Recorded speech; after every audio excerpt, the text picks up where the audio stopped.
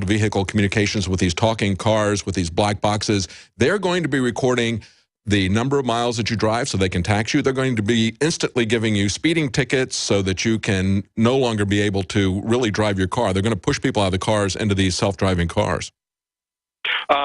Boy, you've really said a mouthful there. And yeah, eventually it will come down to that.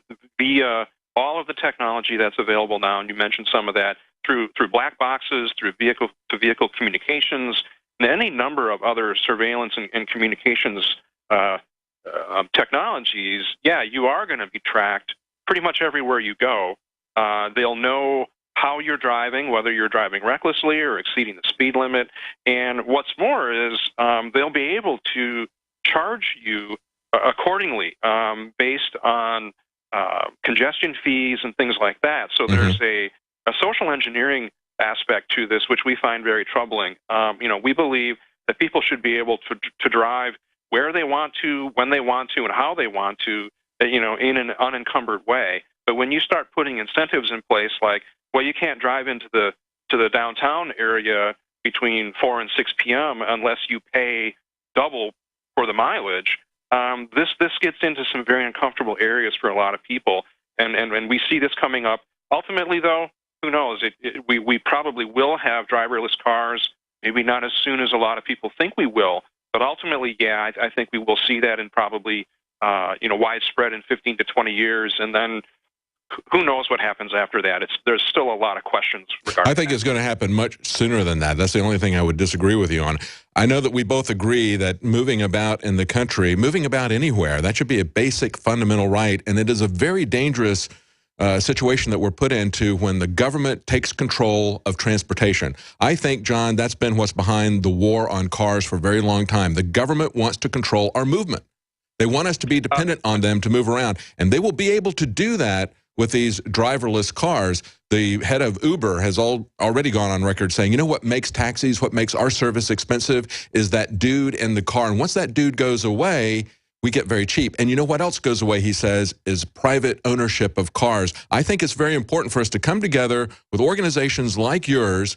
Just like people have come together to defend Second Amendment rights, we need to come together to defend our ability to travel. We need to stand collectively to defend our individual rights. I want to read a couple of other things, get your comments about this program that you have in terms of the traffic justice program. Some of the other things that you point out on your website, the 10 points, you say drivers should not be stopped or detained without probable cause. That's what we're seeing happening in Ferguson. Money should not be corrupting our traffic enforcement system. Corporations should have no influence on traffic laws or public referendums. And drivers have a right to a fair trial. That's what you're trying to get people to stand up. That's the way we shut down this kind of quota system, isn't it? It is.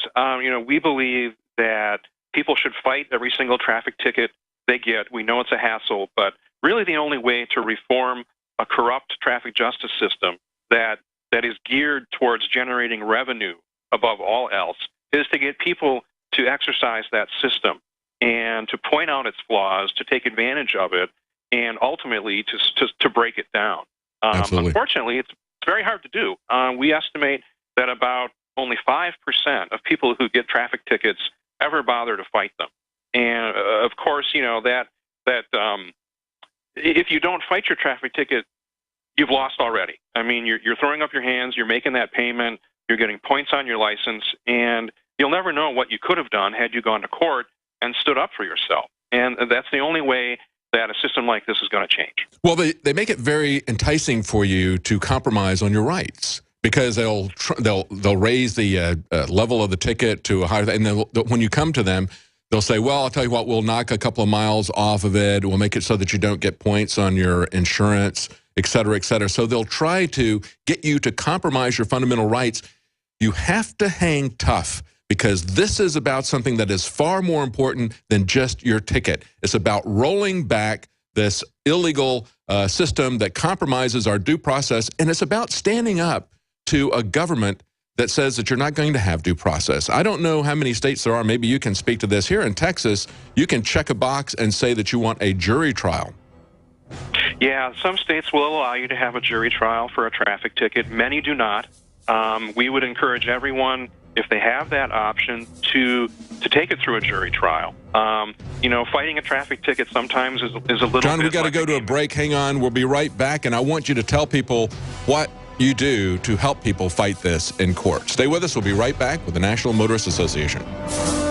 I'm Mike Huckabee. I was the governor of Arkansas and ran for president in 2008, and I used to be a diabetic. One of the coolest campaigns I ever took on and won was the crusade that reversed my type 2 diabetes naturally. I was able to get off the medications I'd taken, and I lost 110 pounds of fat in the process. If you or someone you care about has type 2 diabetes or prediabetes, I urge you to pay close attention to what I'm about to tell you. The same methods I used to reverse my type 2 diabetes are found today in the Diabetes Solution Kit from Barton Publishing. It's an all-natural plan that really could work for you in reversing type 2 diabetes and prevent it from coming back. All in as little as 4 weeks with your doctor's approval. Stop suffering. Here's how to get your hands on the Diabetes Solution Kit today. Get your Diabetes Solution Kit now at diabetesfree88.com. Everything you need to reverse your type 2 diabetes or prediabetes like Governor Huckabee did is at diabetesfree88.com. Reverse your diabetes today at diabetesfree88.com. That's diabetesfree88.com. Hi folks, Alex Jones here with some important information. I want to tell you about Matt Redhawk and his team of patriots over at My Patriot Supply. Several years ago, Matt was sitting in his 2-bedroom apartment, frustrated with the direction this country was headed and the charlatans willing to sell us out for a quick buck. Deciding to take action, a company run by patriots for patriots was born. My Patriot Supply has never taken a loan or accepted outside funding. They now operate 2 distribution facilities and employ over 50 hardworking American men and women. It is rare to find companies who practice what they preach. And that's why I stock my pantry with high-quality storable foods from My Patriot Supply. Go to mypatriotsupply.com/Alex today for special offers on emergency food storage or call their preparedness specialist at 866-229-0927. That's 866-229-0927. Do business with someone who shares your values. mypatriotsupply.com/Alex. What good is a Big Berkey water filter?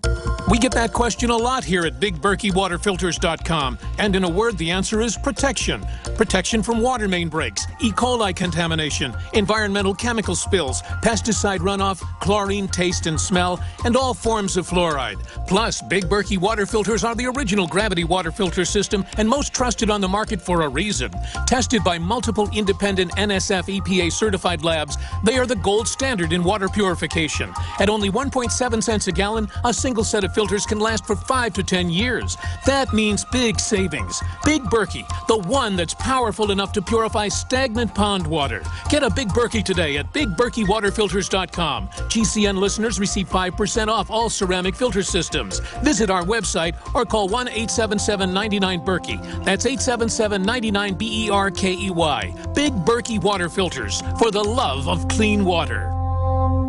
It's very easy to be a criminal. All you need to burglarize a home is one simple household tool, a pair of scissors. If your home security system can be compromised by a criminal using scissors, then you're making it easy for them. Almost every home security system, even those sold by big-name companies, has a weakness. The phone line. You shell out $1,500, get locked into a long-term contract, and think you're safe. But a burglar can destroy your alarm in seconds with one snip. And when a burglar cuts your phone line, you're defenseless. Simply Safe Home Security is the smarter choice. Built by Harvard engineers, Simply Safe uses a wireless connection to call the cops. Scissors can't cut it. And that means your home stays safe. 24/7 professional monitoring is under $15 a month with no contract. Simply Safe Home Security keeps you safer than the other guys for half the cost. Protect your home with the alarm you can trust. Simply Safe. Go to simplysafedefense.com now for an exclusive 10% offer. That's simplysafedefense.com.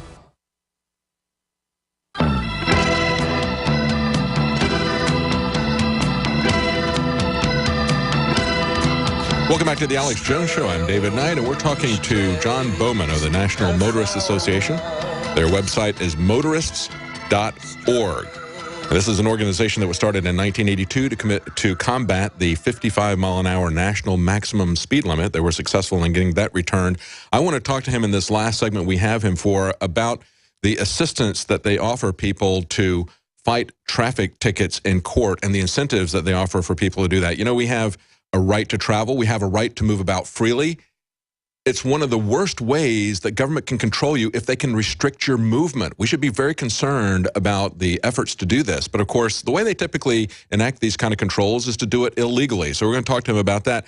I want you to remember, too, that, you know, George Washington once said, the British move about freely, but it's between high walls. In other words, they were very constricted, even though they had some leeway in what they could do. And that's the situation we're in today. We feel like we're free in some respects, but boy, we hit those walls pretty quickly because they are much higher, they're much closer to us than ever before, and they've got surveillance cameras all over them. And now they're putting those surveillance cameras in our cars, and they're going to be monitoring everything we do. Right now, we need to stand up, and we need to remember that this is the way they got the corrupt sheriff in Ferguson as well as the corrupt court to stand down, was because they were setting up a traffic quota system. You need to fight this. You don't need to compromise with us. We just had one of the fellows in the staff area saying that he just got a ticket, and there's a discount on the back for paying it off early. They do everything to try to incentivize you to compromise your rights. But tell us, John Bowman, tell us what you do to help people to fight this in court, because you want people to stand up and fight for their rights individually. Absolutely, we do. And to help people do that, first of all, we're a membership-based organization, so you have to join us. Anyone is eligible to do so. It's a $35 a year membership dues, and along with that, you get benefits that include one-on-one consultations via phone and email with our staff here if you do have a ticket and you want some assistance fighting that. We also have a lot of printed information on our website, as well as an ebook that members are eligible to download that goes through the whole process of fighting a ticket. You also have access to our experts around the country who've been through this process and know the lay of the land locally, so you can consult with them as well. But I think the thing that you're leading up to is what we call our traffic justice program, which if you meet the requirements for it, if you go to court and fight this is specific to speeding tickets, you fight your speeding ticket and still get a guilty verdict, we will reimburse you for the cost of the ticket, wow, as well as court fees up to a maximum amount per year. Mm-hmm. And there really aren't many requirements for this, but the big one is that people have to be an existing active member of the association at the time they get their ticket in order to be eligible for this. So if you've got a traffic ticket pending right now and you join us and try to take advantage of the program, you won't be eligible for it. Right, but of course you can still, as a member, you can still get help to understand Absolutely. how to fight this in court, and that's one of the key things, because it really can be fought in court. One of the things that you point out on your blog, one of the 10 points that you're talking about is you say speed limits should be consistent with typical speeds of normal, responsible drivers, and you also have a lot of information there about speed traps throughout the country as well, don't you? We do. It's one of our primary issues, and speed limits that are set artificially too low, meaning below the prevailing speed of traffic on a given stretch of road, those tend to breed speed traps, because there is a natural speed that people reach on a highway, and they tend to travel at that speed no matter what the posted speed limit is. Mm-hmm. And as it turns out, that's actually the safest speed at which to travel. When you lower the speed limit below that, you're making violators out of a high percentage of drivers who are, in fact, driving responsibly, and that's what breeds speed traps for revenue purposes. Or the other thing that they do, which is what they do around here in Austin, is they will change the speed quite a bit over a very short period of time. That's another tactic. One of the things that you talk about, of course, too, is red light tickets as well as speed cameras. And, of course, this is something that is in the very, very early stages. We're going to see this on steroids as we have this electronic these listening devices move their way into our cars with not only the black boxes, but the vehicle-to-vehicle communication.